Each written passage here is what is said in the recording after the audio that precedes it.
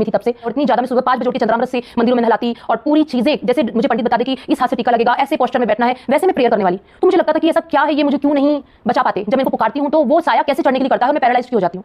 और मैंने ये यीशु बेटा है परमेश्वर का, जो वही उद्धार करता है। तो हम लोग बोलते थे ये बिल्कुल पागल है आंटी, क्रिटिसाइज करते थे उनको और बोलते थे ये क्या है, हम तो हिंदू लोग कितने अच्छे हैं, हम तो मस्जिद भी जाते हैं, हम तो गुरुद्वारे भी जाते हैं, हम तो चर्च भी चले जाते हैं, हम तो हर जगह जाते हैं, और ये लोग कैसे हैं, ये बेटा बेटा कहते हैं। लोग बेवकूफ हैं, कुछ नहीं पता है। और 1 घंटे की प्रेयर में वो मुर्दा मेरी बहन आज भी याद हो हिलने लगी।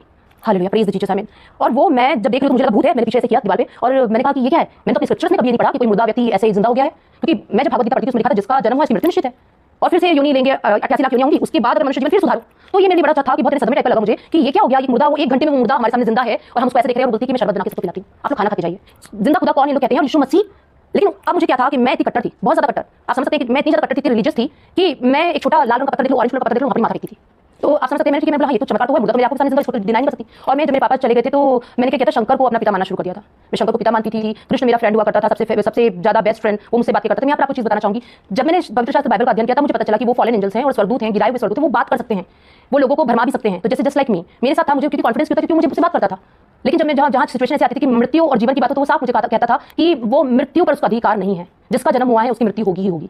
तो यहाँ पर मैं आपको बताना चाहूंगी, उस समय मैंने क्या सोचा कि लोग सन ऑफ गॉड बोलते हैं, पुत्र बोलते हैं। तो मैंने बोला कि लोग तो पुत्र बोलते हैं, लोग बेवकूफ हैं। ठीक है, मैं मानती हूँ कि इनका जो जीसस क्राइस्ट है वो सन ऑफ गॉड है, तो वो उनके पिता भी होंगे। तो मैंने क्या किया, मैंने शंकर को उनका पिता बना लिया। अपनी